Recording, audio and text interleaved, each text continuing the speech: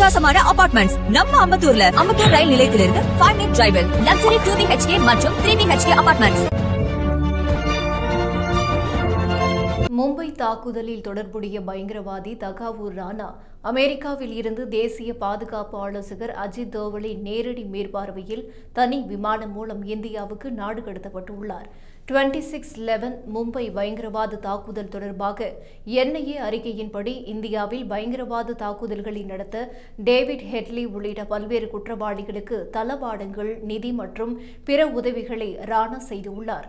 மும்பை தாக்குதல் தொடர்பாக ஆய்வுகளை நடத்த 2006ஆம் ஆண்டு செப்டம்பர் 14ஆம் தேதி முதல் முறையாக ஹெட்லி இந்தியா வந்தபோது ராணாவை 32 முறைக்கு மேல் தொலைபேசியில் அழைத்து பேசியுள்ளார்.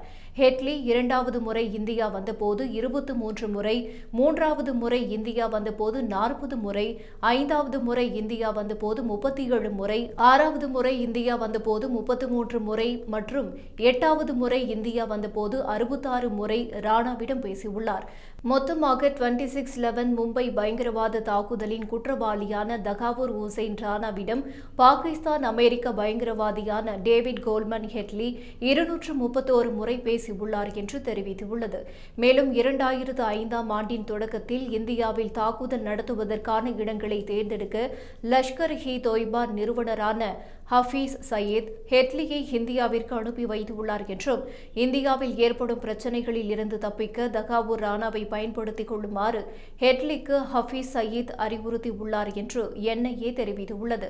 வேறு வழக்குகளில் அமெரிக்காவில் கைது செய்யப்பட்ட அவர் பிரதமர் நரேந்திர மோடியின் தனிப்பட்ட முயற்சி மூலமாக இந்தியாவுக்கு நாடு கடத்தப்படுகிறார். தனி விமானம் மூலம் அமெரிக்காவில் இருந்து நாடு கடத்தப்பட்டுள்ள ராணா இந்தியாவில் எப்போது, எங்கு இறக்கப்படுகிறார் என்பது பற்றிய அதிகாரப்பூர்வ தகவல் எதுவும் தெரிவிக்கப்படவில்லை. இந்த ஒட்டுமொத்த விவகாரத்தையும் இந்தியாவின் தேசிய பாதுகாப்பு ஆலோசகர் அஜித் தோவல் நேரடியாக கண்காணிக்கிறார். தகாவூர் ஹுசைன் ராணா இந்தியா வந்த பிறகு NIA, IB உள்ளிட்ட அமைப்புகள் அவரிடம் மும்பை தாக்குதல் தொடர்பாக விசாரணையை மேற்கொள்ள திட்டமிட்டுள்ளன.